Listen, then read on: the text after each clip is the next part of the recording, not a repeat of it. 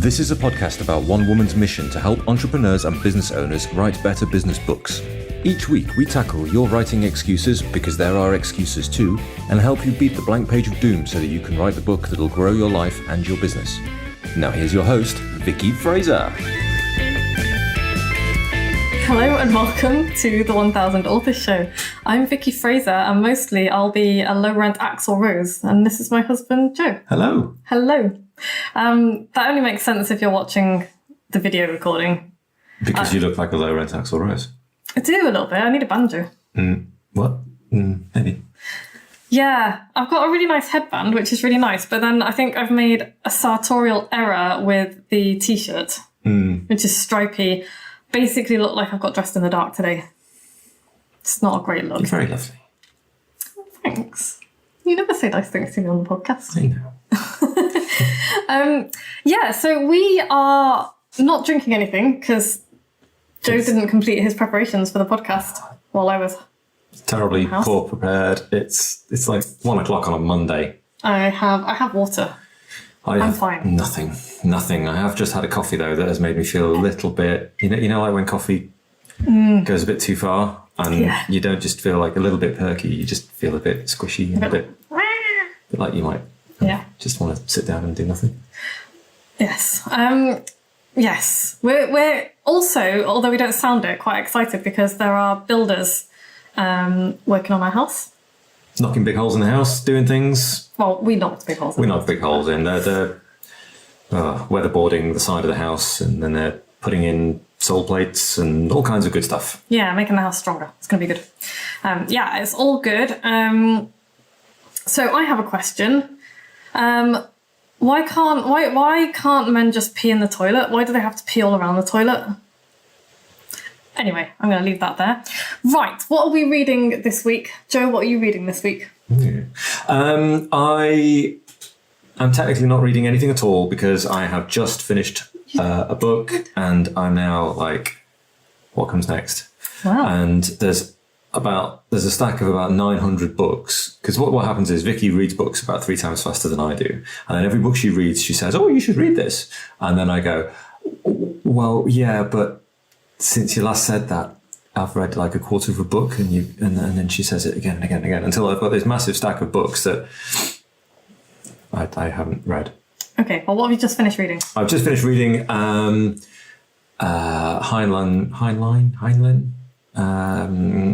Starship Troopers, which is a proper book, not just a silly film. See, I did not know that. Was it good? Yeah, it was all right. Should I read it? Well, I like it. Yeah, it was quite philosophical. Okay. In a kind of jarheady kind of way. Oh, okay. Cool. Cool. I am reading. No. I am reading The Parable of the Talents by Octavia E. Butler, which is the sequel to the one that Joe read a couple of weeks ago. That I also read. It's very good, and I'm really loving it. This one is written in the form of diary entries, and it's her daughter. It's the main protagonist from the first book. Daughter reading her mother's and father's diary entries, and also putting her own. Okay. But it's great. It's about a dystopian future that I was reading last night, and I was like, I'm gonna have to stop reading this for a bit because it was just freaking me out, because it was just frighteningly close to what's going on in the States at the moment. Like really alarmingly close. Yeah, what happens if the dystopian future of a couple of years ago actually becomes what we're living in? I know. Instead of some, story to frighten people with. But it becomes real. Well, the thing is, and this is what does frighten me a little bit, because the tactics employed in The Parable of the Talents by the bloke who's become president, and he's like a fundamentalist Christian scary dude, is just making enemies of literally everybody who doesn't agree with his way of doing things and whipping up hatred. And you can see Trump doing that. You can see the Conservatives doing that in this country. That is exactly what they are doing in this country right now. And it's just terrifying to watch people lapping it up. There's a certain section of people who are just lapping that shit up. And I find it terrifying because it's just this evil rhetoric put out and lies put out by the media, the right-wing media, and just people who aren't willing to think for themselves or aren't able to think for themselves that listen to this stuff that's put out, and that's how they divide us. It's how they divide us. And it's really frightening. Is the right wing in this country doing that? That's what I see. Yeah. Well, all of the stuff that we've had recently about refugees and boats, it's like, you know, on the one hand, you've got them talking about that dickhead who drove up to What's-Its castle with his family. It's like, oh, he's just doing his best for his family. But when it's people coming from war-torn countries to this country on a tiny boat that they might die in the channel, it's like, not like that. Don't do it like that. That's not what we mean, because you're brown and we don't like you. And it just gives me the absolute fucking rage. So yes, that is what I see, and that's kind of what they're talking about in the book that I'm reading at the moment, and it's just the same. It's just that they're a few more miles down the road than we seem to be at the moment. So I don't know what to do about it. It's scary.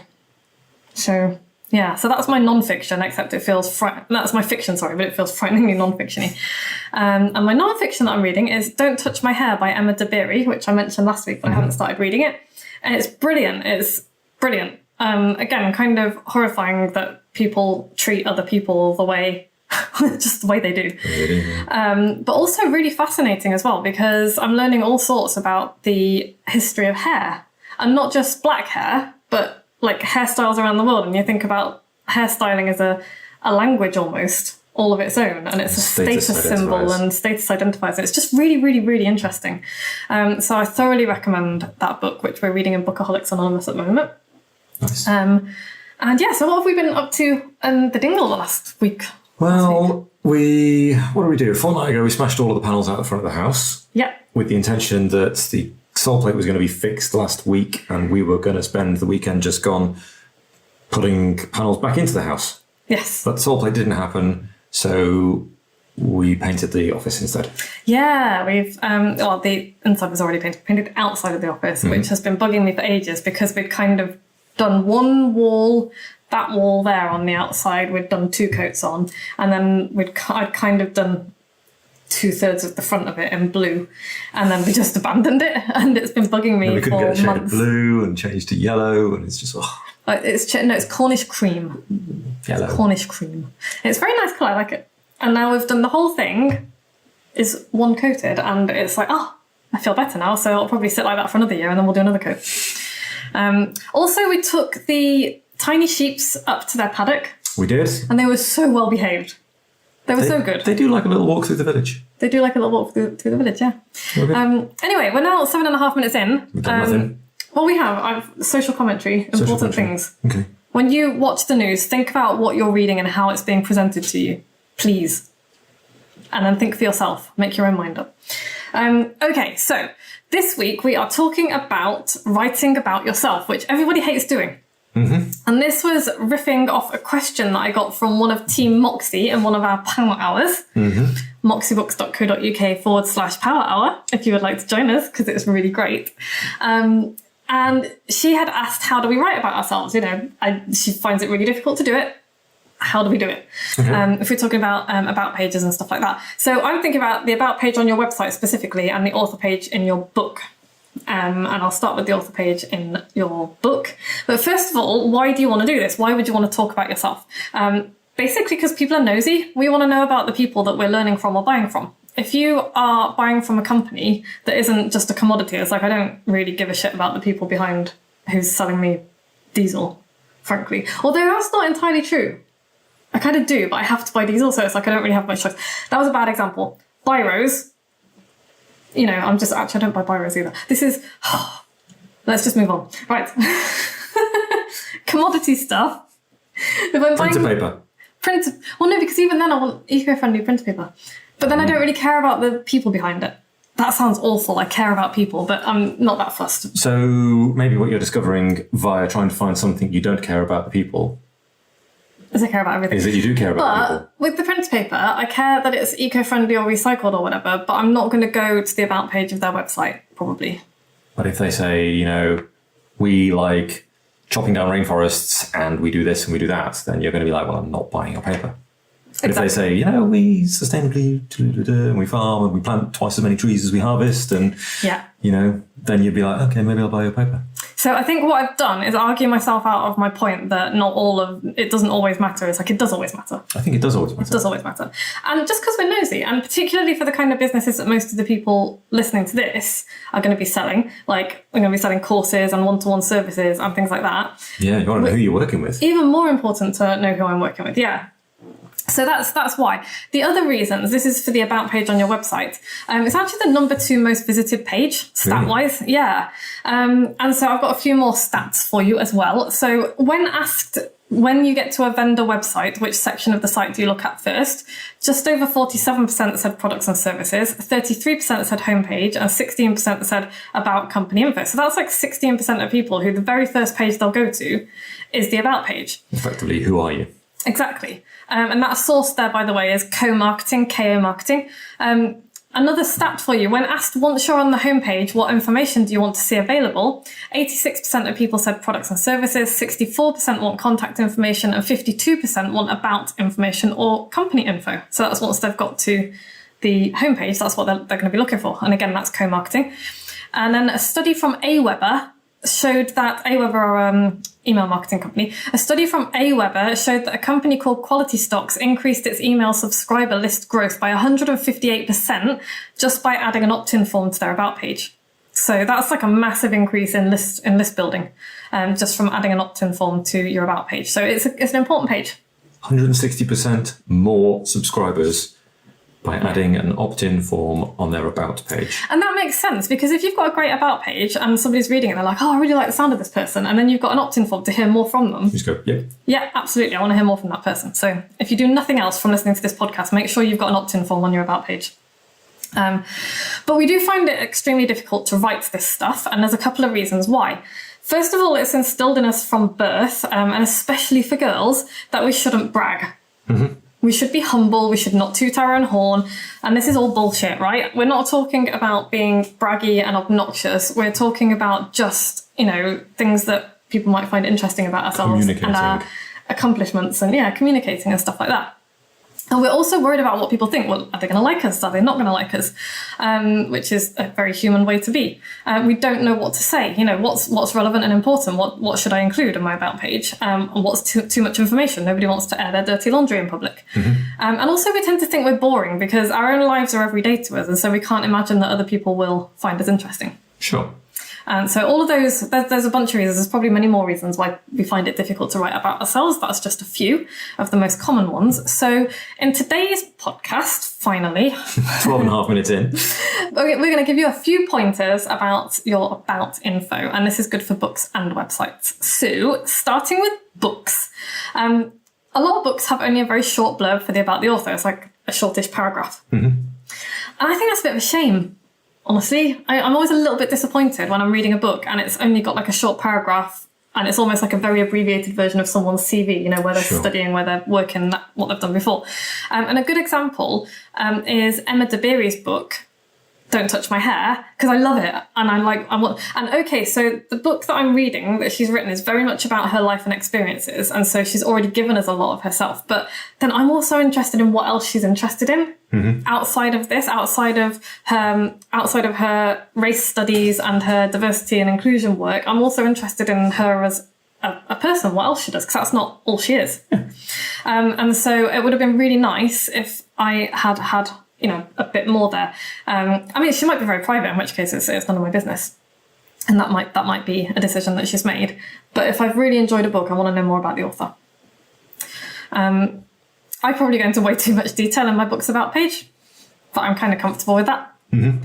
And I think that's the key. You have to be comfortable with it. So given everything I've just said about wanting to know more about the people whose books I really enjoy, I would never say share stuff you're uncomfortable sharing. For sure. You've got to be, you're sharing things that you are comfortable with absolutely anybody knowing. Yes. I totally thought you were going to say more than that. So I took that opportunity to have a drink. That was really good radio. So yeah, ultimately it's up to you to decide how much you include in your book, in your About page. Be comfortable with it, but I do think it's a good idea to allow people to go elsewhere and find out more about you, which is why one of the reasons why I'm so keen on having an opt-in in your book so that people can get more from you. Mm-hmm. Okay, as for websites, here are a few pointers. First things first, call your about page about.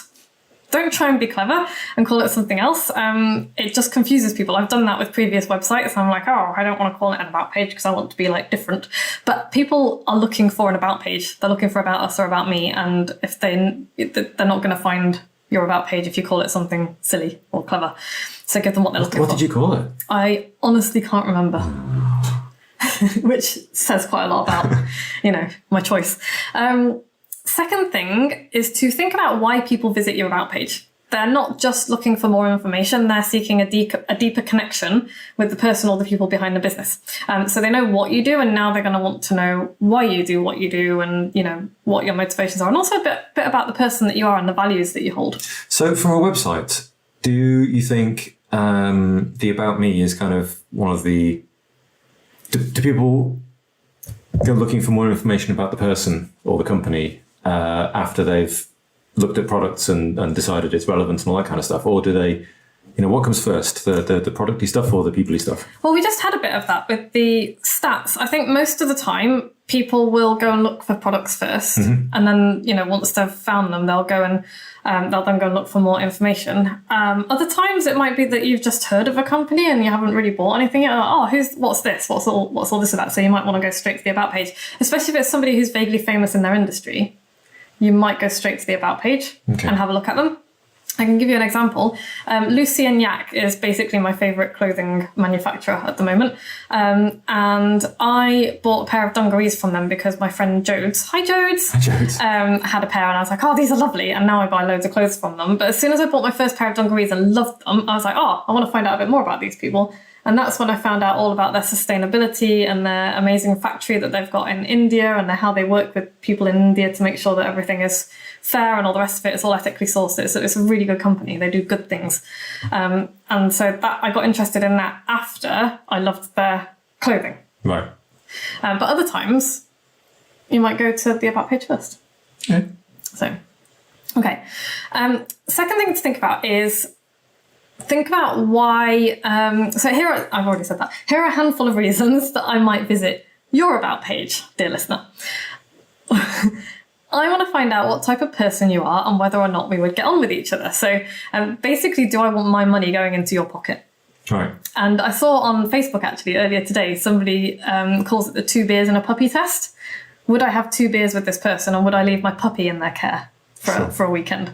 And that's a pretty good test. I mean, I don't drink, but would I have a cup of tea with this person?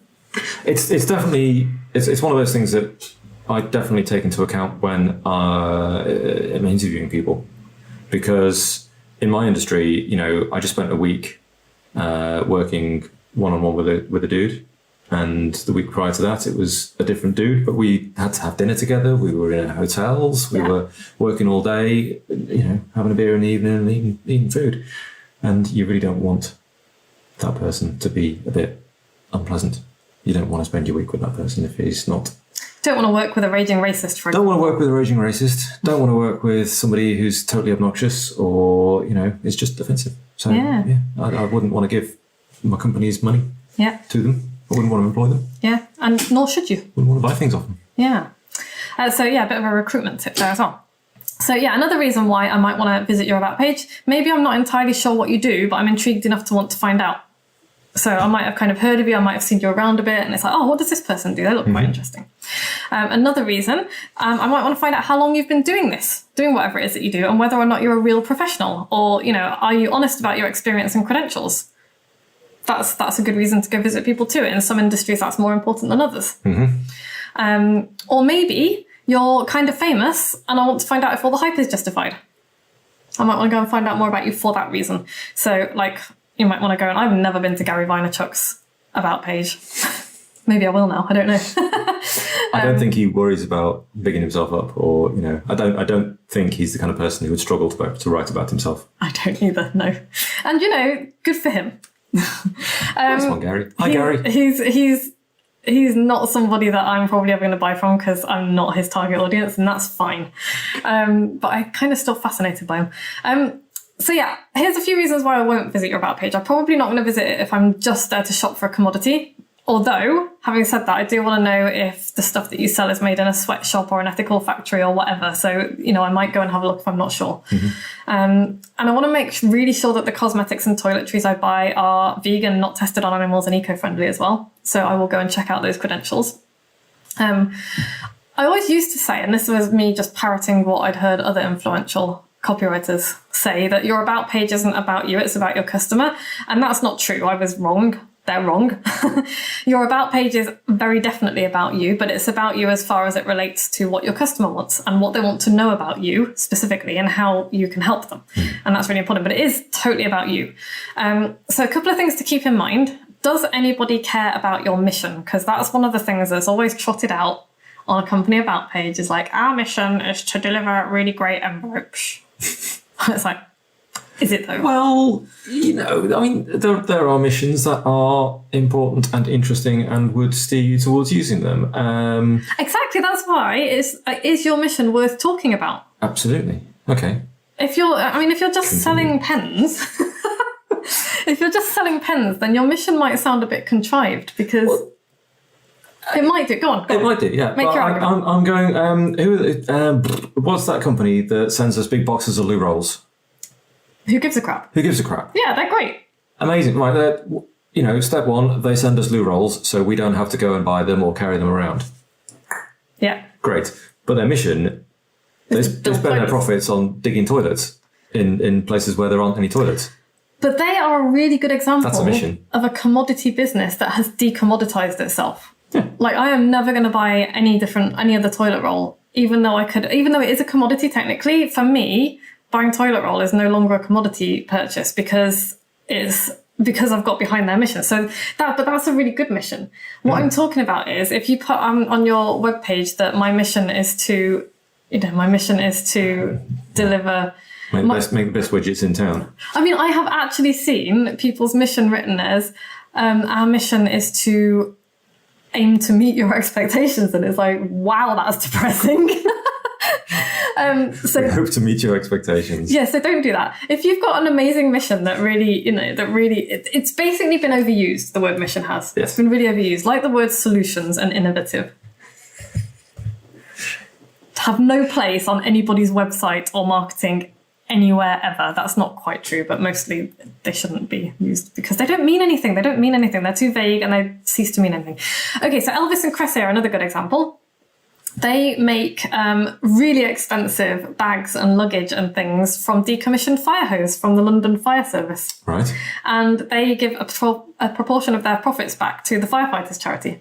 Okay. And that's really, really cool. And I've got one of their bags and it is a beautiful thing. And I will never regret spending that money on it. And it also comes with a lifetime guarantee. So their mission is really great. Books That Matter Book Club, which I've just joined. I'm waiting for my first package. I'm very excited.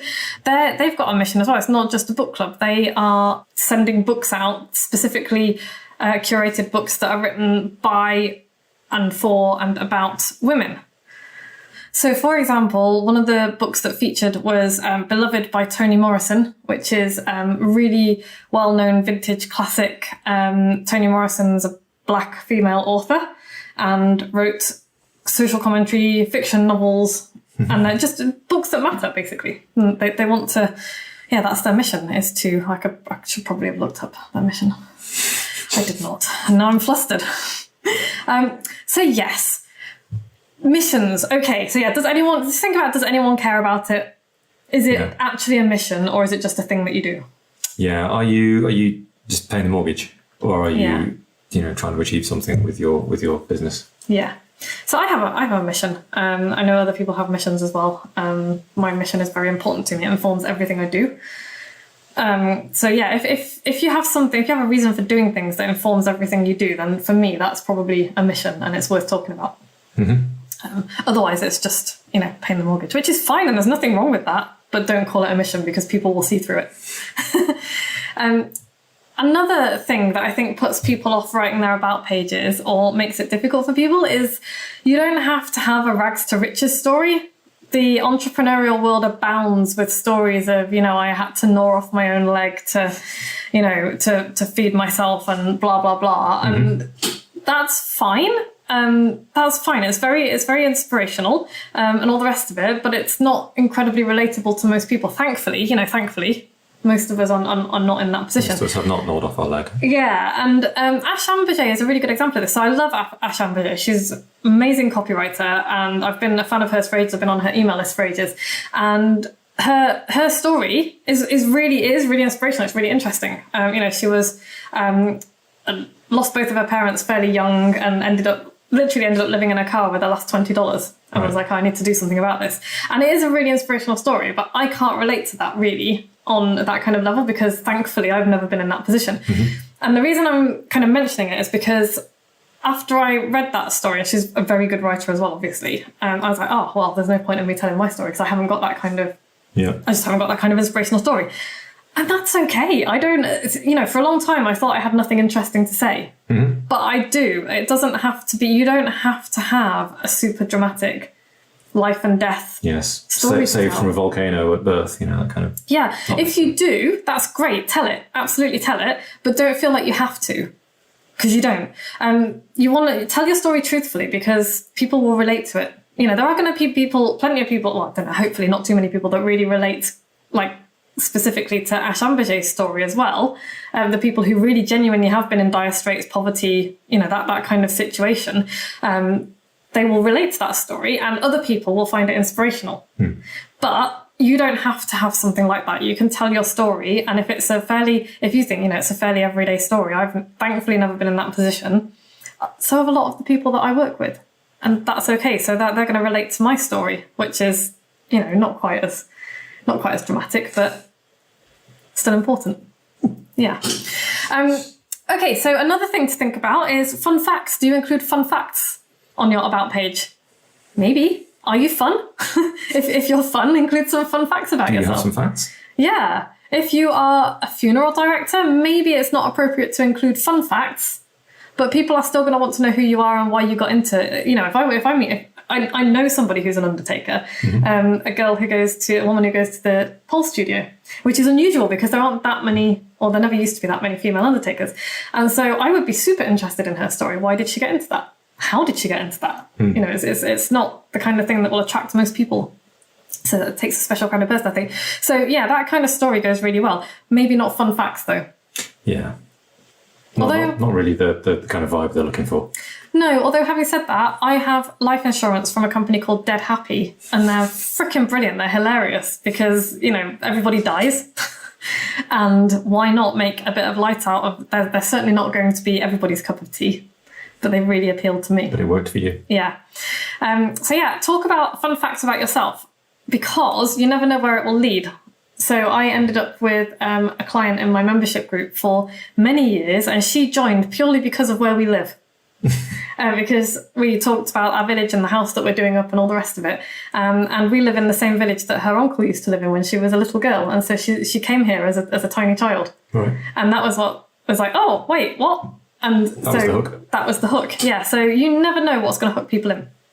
Okay, so I'm just going to leave you with 3 questions to keep in mind when you are thinking about writing your About page or your About the Author page for your book. Mm-hmm. Question the first. What do people want to know about you? I thought Joe was going to dive in with some exposition there. Not really. I guess yes. Are they going to think about what industry you're in? Are they going to want to know about your credentials? Are they going to want to know how you're into it? Are they going to want to know why you do what you do? Are they going to want to know what type of people you work with? Mm-hmm. That kind of thing. So what do they want to, what are they going to love to know about you? Question the second. What secrets do people love to discover about you? Yeah. And you will know this from people's reactions when they find out something new about you. Yeah. Top tip, don't make it a real secret. Yeah. Not a secret, really. It's just things that people find interesting about you when they find them. Yeah. So, if you've got a lot of bodies buried under the patio, tell someone because then you can be put away where you belong. But you know what I mean? It's like dirty laundry. Not if you don't want to be. Well, I feel like we've gone down a bit of a weird road now. Yeah, it's quite strange, isn't it? So yeah, what secret? I don't need to know, and I don't want to know that you collect and eat your toenail clippings. That's probably something you shouldn't tell people unless you are selling a very specific fetish product. For example, even that's probably got a place to talk about it. When I say secrets, people love to discover about me that I am a trapeze artist in my spare time. Mm-hmm. They love it. And so that's the thing. They love to discover that I've got 3 tiny sheep. So that's the kind of thing that I talk about on my about pages. Yes. Yeah. The question the third. What are people relieved that you understand about them? Yeah, this is a good thing. So if you could talk about some of your journey and why you do what you do, people are going to relate to that and be like, oh God, she gets it. So for me, that's like, a lot of people will say to me, oh, it's easy for you. You're a writer. It comes easily. And it's like, that's so not true. It's so not true. It's just that I've been doing it for a long time and I'm a professional and I make myself sit down and do the damn work. But I really struggle with it. Yeah. Like there are days when I will do literally anything rather than start writing. This is true. Today has actually been one of those days to a certain extent. Although I think part of that is just because we're going on holiday next week and I'm really excited. You can't spend all week thinking about going on holiday next week. I know. But yeah, people are really relieved to discover that I understand what they call writer's block, which is a myth, as you all know if you've listened to this. But yeah, I get it. I totally get that feeling of, I will do anything rather than sit down and write. They are relieved to find that I too struggle to, clear my schedule sometimes. So people are like, oh, you're so organised. And it's like, well, sometimes I am, but sometimes my life is a total shit show. Sometimes you are 1 hour late to everything. Yeah, and it's really bad. Thanks. Not 1 hour late. But yeah, people. What are people relieved that you understand about them? That's a really important one. So yeah, that's that. That's the podcast. It's done. We're done. Yeah. What's the takeaway, Joe? You're more interesting than you think. Yeah, you are. And people are more interested than you think they will be. Yes. Remember, people are interested in people. People are interested in people. And in a world where, if you do sell paper clips or change tires or do something really that is quite commoditized, sell loo paper, whatever it is that you do, you can differentiate yourself from all of the other people who do that. Yeah. By telling your story. Yes, absolutely. How many other toilet roll companies tell their story or tell it well? Like, none. Although since Who Gives a Crap popped up, there are some that are doing a better job of it, yes. So, yeah. Okay, I hope you found that useful and illuminating. And I hope that you, if you do nothing else from listening to this podcast, put an opt-in form on your about page and capture people's email addresses.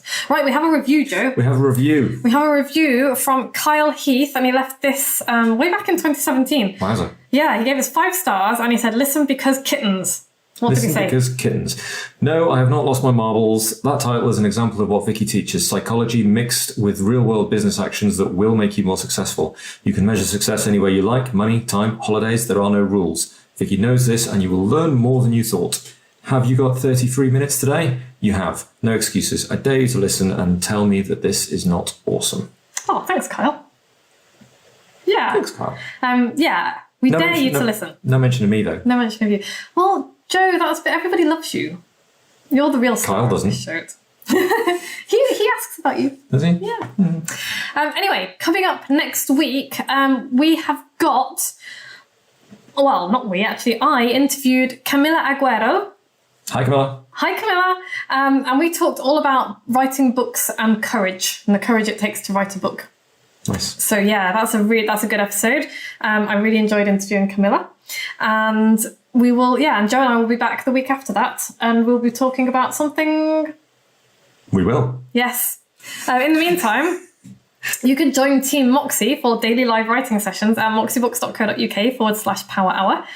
We are growing. It is exciting. We've just started a writer's review circle. You're getting things done. You're getting things done. If you find yourself thinking, you're procrastinating, you're not doing the things that you need to do, you've got a list of things that you should do, but there's always something more urgent. Power hour. It's almost like we rehearsed that. That was a bit weird. Also, if you've listened to every episode, email me with your postal address and I will send you something silly in the post. If you like this podcast, go to iTunes and subscribe. It helps us climb the rankings. Or, go to wherever you get your podcast from and subscribe. And please leave us a review. We will read it out. You can leave us a bad review. We'll read that out as well. It might mock you. Might mock you a bit. Or share it. If you know somebody who will enjoy and nonsense, send them to moxiebooks.co.uk/podcast. Sweet. Thanks for listening. Thanks for being here, Joe. No worries. We'll be back. Well, we'll be back in 2 weeks. I will be back next week. Excellent. Ta-ta. Bye. Thanks for listening. You can find links and show notes on the website at moxiebooks.co.uk/podcast, where you can also sign up for the best daily emails in the multiverse and find loads of free resources to help you write your book.